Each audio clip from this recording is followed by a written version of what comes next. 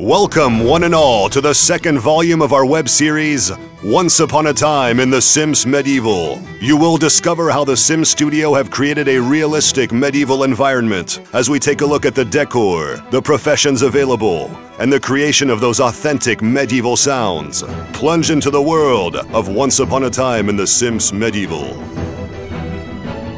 In the last episode, we discovered how the idea for The Sims Medieval came about, with its realistic atmosphere, choice of roles, and colourful characters. Now we continue our journey into the land of The Sims Medieval to discover more.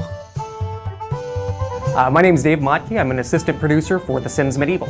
The first thing that we did to define the visual style of the universe was actually sit down and just come up with a list of all of our preconceived notions and what we expect out of the medieval genre. Me personally, I've done a lot of research into ancient beard growing techniques, irregular bathing, doing a lot of raids on my co-workers' cubicles, you know, things that barbarians would do. I feel like it's really important that I live that in order to make this game well. We actually took many inspirations for the architectural and the decor style for our game. From French, we had Eastern Europe, and you can see little bits and pieces of that all over the game. 10 professions from the period help the Sims to blend into their new environment.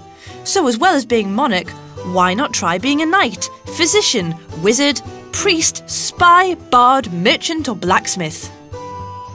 Choosing the professions was really tough.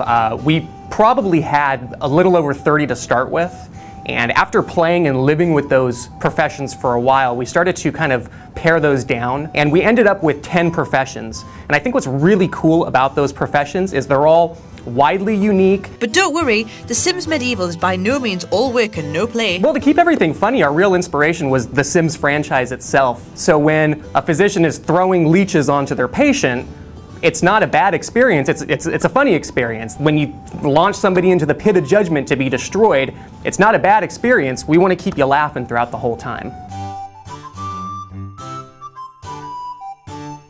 One of the key ingredients to total medieval immersion is Simlish, the official language of The Sims. And for the game, a special medieval version you might not recognise has been devised. Hi, my name's Jill Johnson. I'm the art content producer for The Sims Medieval. So our RDO team did a lot of research with Old English style literary professors, and they also took some inspiration from the more fictional, really ancient languages like Klingons from Star Trek. They took inspiration from, and some of the token languages. And yeah, went from there. Following these bizarre revelations, our team snuck into the recording studios to see the actors at work in Old Simlish. And what to say, these guys are ancient language experts. Check out this gory scene where the physician treats his patient with leeches. Ew! Here it is in classic Simlish. Or Bukinez. Yessel. Yesselfrib. And now in Old Simlish. Parsael. Dovrem. Corbe.